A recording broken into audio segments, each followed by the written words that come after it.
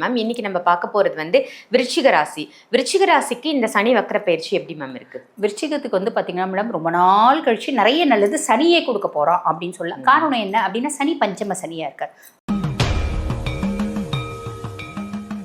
ஆனா இப்ப வக்ரகதி அடைஞ்சிட்டானே, அப்ப நல்லது எங்களுக்கு செய்ய மாட்டானா, திருப்பி நாங்க பழையபடி கஷ்டப்படுமா, இப்படிலாம் ஒரு விதமான குழப்பம் விருச்சிகத்துக்கு இருக்கதான் செய்யுது. விருச்சிகத்துக்கு எப்பயுமே குழப்பம் இருக்கும். காரணம் என்ன அப்படின்னா அப்ப இவங்களுக்கு வந்து இப்ப தோணும், ஐயோ என்னப்பா இது எவ்வளவு அடிச்சாலும் நம்ம தாங்குறோன்ற ஒரே காரணத்தினால எல்லா பிளானட்ஸும் 9 கிரகங்களும் நம்மள அடிச்சுட்டே இருக்கே அப்படின்ற மாதிரி இருக்கும். இவங்க எப்பயுமே குழம்பவே கூடாது மேடம். சந்திரன் நீச்சம்ன்றதுனால ஆன் அண்ட் ஆஃப் குழப்பம் வரும். சந்திரன் உச்சமா இருக்கவங்களுக்கும் ஆன் அண்ட் ஆஃப் குழப்பம் வரும். இந்த கோயில் அந்த கோயில் நான் இது வரைக்கும் போயே இருக்க மாட்டேன். ஆனா அங்க போய் உட்காரும் போது எனக்கு தோணும், நான் இங்க வந்திருக்கேன், நான் இங்க உட்கார்ந்துருக்கேன், இந்த ஈசனை பார்த்துட்டு இதே இன்சிடென்ட் நடந்த மாதிரி கூட நடந்த மாதிரி தோணும். இவங்களுக்கு நிஜமாவே நடக்கும். பொதுவா இந்த சனி வக்ரகதி அடைஞ்சிருக்கும் போது எல்லா ராசிகளுக்கும் உங்க லைஃப்ல நடந்தது திரும்பி நடக்கும் அப்படின்னு சொல்லலாம். ஓகேங்களா?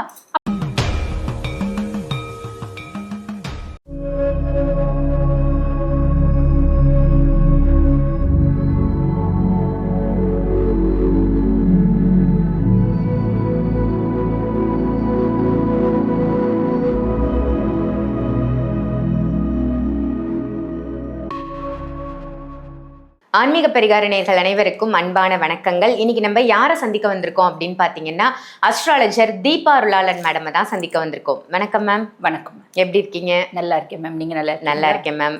ரொம்ப சிறப்பா இருக்கு உங்களுடைய பதிவுகள் எல்லாம். நிறைய வித்தியாசமான பயிற்சிகள், ஒவ்வொரு மாசத்துக்குமான பயிற்சிகள் என்ன, அதே மாதிரி நம்ம பெரிய பயிற்சிகள் குரு பயிற்சி, சனி பயிற்சி, இதெல்லாம் நிறைய நல்ல நல்ல பதிவுகளா கொடுத்துட்டு இருக்கீங்க. மக்களும் ரொம்ப இன்ட்ரெஸ்டா ஒவ்வொரு பதிவையும் பார்த்து நமக்கு கமெண்ட்ஸ்லாமும் கொடுக்குறாங்க. உங்களுக்கு கால்ஸ்லாமும் வரும் அப்படின்னு நினைக்கிறேன்.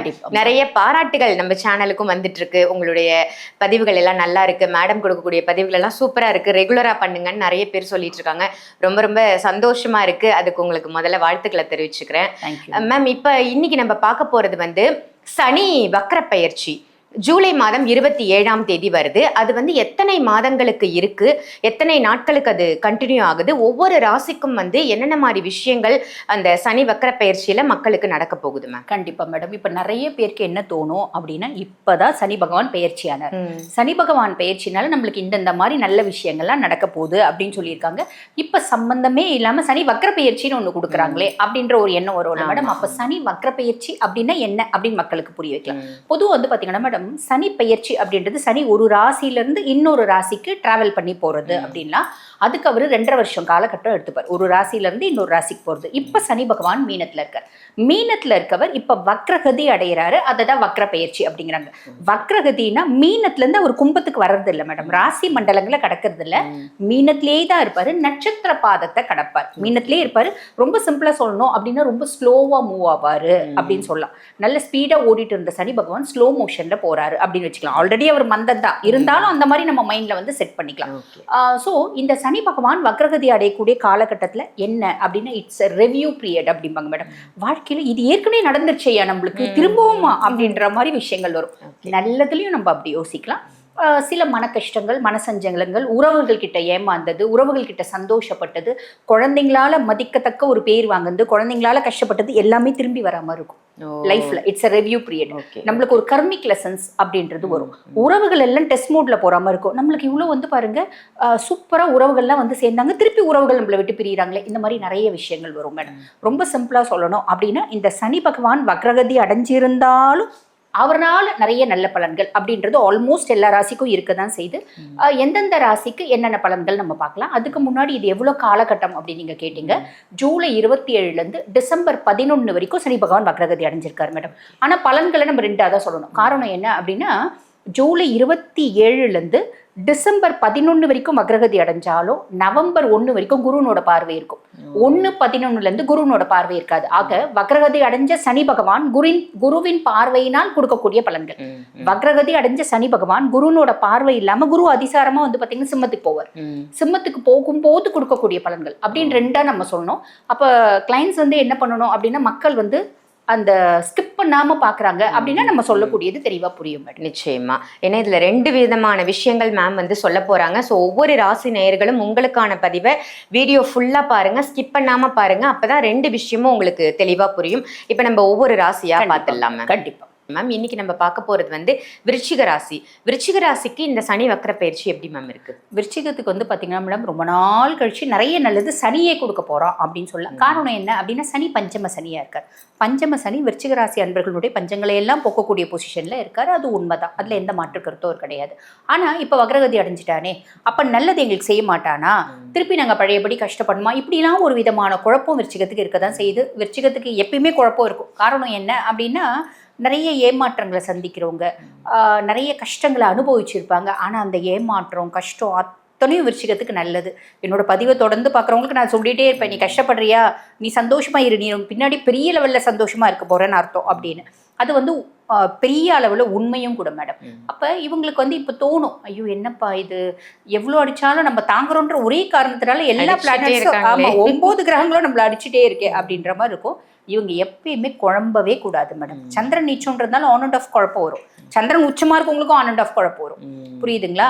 இருந்தாலும் நம்ம வந்து பாத்தீங்கன்னா இந்த குழப்பத்தை கொஞ்சம் ஓவர்டேக் பண்ணி யோசிக்கிறோம் அப்படின்னா விருச்சிகம் வேற லெவல்ல யோசிக்கும். அதுதான் உண்மை. இப்ப ரொம்ப சிம்பிளா பஞ்சம சனியா இருக்காரு. பஞ்சம சனி வக்ரகதி அடைஞ்சாரு. இருந்தாலும் அவர் உங்களோட பஞ்சங்களை எல்லாம் போக்குவாரு. காரணம் என்ன அப்படின்னா குருனோட 9ஆம் பார்வை அவர் மேல படுறதுனால அவர் ஹெனான்ஸ் ஆவார். ஹெனான்ஸ் ஆகி ஆல்ரெடி உங்களுக்கு வந்து நல்லது செய்யணுமோ அதை தொடர்ந்து செய்வார், மாற்றுக்கிறதே கிடையாது. ஸோ நல்லதுதான், கவலைப்பட வேண்டாம். அதுக்கும் மேல சனி பகவானை பொறுத்த வரைக்கும் வேற வக்ரகதி அடைஞ்சிருக்கும் போது என்ன நற்பலன்களை கொடுப்பாரு அப்படின்னா 3 மற்றும் 4 அதிபன். இவங்களோட இளைய சகோதர தைரிய ஸ்தானம், முயற்சி ஸ்தானத்துக்கு சனிதான் அதிபன். அப்போ பொதுவாக விருச்சிகம் என்ன பண்ணுவாங்கன்னா ஒரு விஷயத்த ரொம்ப சாலிடாக வந்து பார்த்தீங்கன்னா பிடிப்பாங்க. இந்த விஷயத்த நம்ம செஞ்சே ஆகணும் அப்படின்னு தீர்க்கமாக முடிவு பண்ணி ஒரு வாரம் செய்வாங்க. 8வது நாள் போப்பா இது வேலைக்கு ஆகலை அப்படின்ற மாதிரி தூக்கி போட்டு போயிடும். அந்த விஷயம் நல்லதில்லை, வேற விஷயம் போகலாம் அப்படிம்பாங்க. இந்த சீச்சி இந்த திராட்சை புளிக்கோன்னு ஒரு டரி சொன்ன கதை நம்ம பிடிப்போம் பார்த்தீங்களா, அந்த கதை தான் விருச்சிகத்தினோட கதை. அதெல்லாம் யோசிக்காம நீ செய்யறதுக்கு முன்னாடி நல்லா அனலைஸ் பண்ணிக்கோ. நீ முன் வச்ச காலை பின் வைக்காம நீ வந்து அனலைஸ் பண்ணிட்டு ஒரு விஷயத்த செய்யற நல்ல விஷயம்னா தீர்க்கமா செய்ய, அதில் மாற்றுக்கிறதே வேண்டாம், சாலிடா நிறைவேறிடும். இவங்களோட முயற்சி எப்பயுமே விருச்சிகம் யோசிப்பாங்க. நம்ம நிறைய விஷயத்த முயற்சி பண்றோம், எதுவுமே நம்மளுக்கு நடக்க மாட்டேங்குது, எல்லாமே தடங்கள் தாமதம் பிரச்சனைகளோடு தான் நடக்குது அப்படின்னு யோசிச்சுட்டு இருக்கவங்களோட மைண்ட் செட் இப்போ மாறும் மேடம். இவங்களோட முயற்சி அப்படின்றது பலிதமாகும். நான் இந்த விஷயத்த முயற்சி பண்ண விட்டுட்டேன், இந்த இடத்துல வந்து பாத்தீங்கன்னா இந்த கன்சர்ன்ல நான் வேலை செய்யணும்னு எத்தனை ரெஸ்யூம் அமைச்சிருப்பேன், எத்தனை இன்டர்வியூ அட்டன் பண்ணியிருப்பேன், விட்டுட்டேன். அந்த கன்சர்ன்லேருந்து கால் ஃபாலே பண்ணல, விட்டுட்டேன். அந்த மாதிரி எனக்கு பிடித்தமான 4 கன்சர்ன்ல நான் அந்த வேலையை செஞ்சேன். எல்லாத்தையும் விட்டுட்டு இப்போ நான் எதுவுமே யோசிக்காம நான் பாட்டுன்னு ஒரு வேலைக்கு போகிறேன். அந்த 4 கன்சர்ன்ல எது உனக்கு அதிக பிரியமான கன்சர்னோ அதுலேருந்து உனக்கு கால் ஃபால் வரும். நீ முயற்சி செஞ்சிச்சு இது முடியாது அப்படின்னு விட்டுட்டு விட்டது கூட நம்ம கைவசம் வரதுக்கு வாய்ப்பு இருக்கு. விட்டது லைஃப் ரிவர்ஸ் மோட்ல போகும். ஆல்ரெடி நடந்த சம்பவம் திரும்பி நடக்கும். இது என்னையா இது ஏற்கனவே நம்ம லைஃப்ல நடந்த மாதிரி இருக்கு அப்படின்னு நம்மளுக்கே தோணும். பாத்தீங்களா மேடம், சில கோயிலுக்கு போகும்போது எனக்கு தோணி இருக்கு, ஏற்கனவே நம்ம இங்க வந்திருக்கோமே, இதே மாதிரி போயிருக்க மாட்டோம். ஆனா நம்ம போயிருக்க மாட்டோம், நம்மளோட பூர்வ ஜென்ம பதிவுகள் இருக்கும். எனக்கு நிறைய ஈஸ்வரன் கோயில் அப்படி தோணும். நான் போயிருக்கும்போது இந்த கோயில் அந்த கோயில் நான் இது வரைக்கும் போயிருக்க மாட்டேன், ஆனா அங்க போய் உட்காரும் போது எனக்கு தோணும் நான் இங்க வந்திருக்கேன், நான் இங்க உட்கார்ந்துருக்கேன், இந்த ஈசனை பார்த்துட்டு இதே இன்சிடென்ட் நடந்த மாதிரி கூட நடந்த மாதிரி தோணும். இவங்களுக்கு நிஜமாவே நடக்கும். பொதுவா இந்த சனி வக்ரகதி அடைஞ்சிருக்கும் போது எல்லா ராசிகளுக்கும் உங்க லைஃப்ல நடந்தது திரும்பி நடக்கும் அப்படின்னு சொல்லலாம். ஓகேங்களா?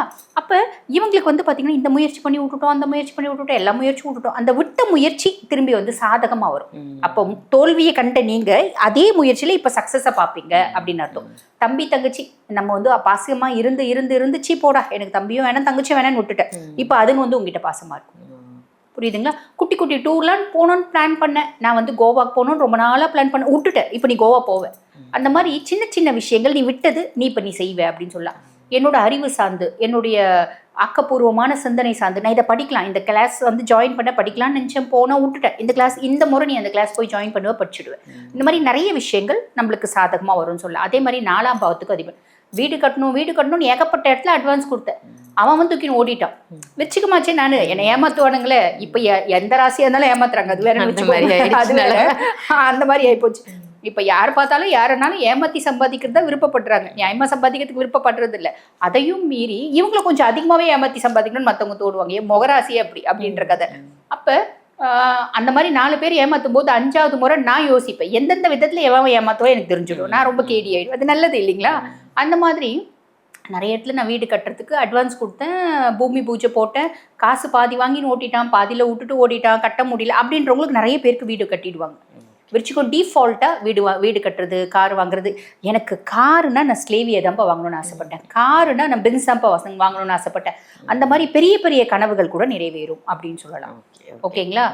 நான் எதுவுமே வேலை செய்யல, சும்மா இருக்கேன். நான் வந்து பென்ஸ் வாங்கணும்னு ஆசைப்பட்ட முடியாது. நம்ம ஏதோ ஒரு வேலை செய்யணும், நம்மளோட முயற்சி உழைப்புன்றது இருக்கணும். அதை தவிர அதிர்ஷ்டம்ன்றதும் வரும். இது அதிர்ஷ்டமே இல்லை மேடம். நீ முன்ன செஞ்ச கர்மா, சனி வந்து அதிர்ஷ்டத்தை கொடுக்க மாட்டான். நீ முன்ன செஞ்ச பலன். ஆமா, நீ முன்ன செஞ்ச நல்லதுக்கு இப்ப நீ பலனை அனுபவிக்கிற, அப்படிதான் சொல்லணும் நம்ம. எக்ஸாக்டா நல்ல கர்மா வந்து நமக்கு இப்போ ரிஃப்ளெக்ட் ஆகுது. நீ என்னென்னலாம் நல்லது செஞ்ச அதுக்கான பலனை நான் உனக்கு இந்த காலகட்டத்துல கொடுக்குறேன். அதுதான் சனி. நீ எள்ளுக்கு வந்து எள்ளு விதைச்சிருந்தா இந்த காலகட்டத்துல எள்ளு அப்போ வந்து மொத்தம் பயிர் வந்து அழிஞ்சு போச்சு, வீணா போச்சு. இப்போ நீ வந்து எள்ளு அறுவடை பண்ணுவேன், அதுக்கான ஒரு விஷயம் தான் சொல்லலாம். சரி, எப்பயுமே நீ என்ன பண்ற அதுக்கானதான் கொடுப்ப. Strict officer. ஸோ இந்த மாதிரி நிறைய நல்லது கொடுப்பான் அப்படின்னு சொல்லலாம் மேடம். இப்போ இதெல்லாம் குருனோட பார்வை இருக்கும்போது, குருனோட பார்வை இல்லாத போது இது எல்லாமே நடக்கும். ரொம்ப வந்து ஆஃபீஸில் நம்ம ஒரு நல்ல கன்சர்னில் வேலை செய்கிறோம், பயங்கரமாக வேலை செய்கிறோம், நல்ல திறமை. ஆனால் எனக்குன்னு ஒரு ரெக்கக்னைசேஷன் கிடைக்க மாட்டேங்குது. ரெக்கக்னைசேஷன் டிலே ஆகுது. தொழிலில், வீட்டில், சமுதாயத்தில், படிப்பில், எல்லாத்துலேயுமே ஒரு டிலே இருக்குமே தவிர குருனோட பார்வை இல்லை. வக்ரகதி அடைஞ்ச சனி உன்னோட ரெக்கக்னைசேஷனில் ஒரு தாமதத்தை ஏற்படுத்துவோம், ஆனால் கைவிட்டுற மாட்டான். கவலையே பட வேண்டாம். விருச்சிகம் நல்ல காலம் 2028 வரைக்கும். நோ நீட் டு வரி. சூப்பர் மேம், ரொம்ப அற்புதமா இருக்கும், ரொம்ப சந்தோஷமா இருப்பாங்க. கைமேல் பலன் அப்படின்னா விருச்சிகத்துக்கு இருக்கு அப்படின்னு சொல்லியிருக்கீங்க. நல்ல தகவல் மேம், நன்றி. நன்றி.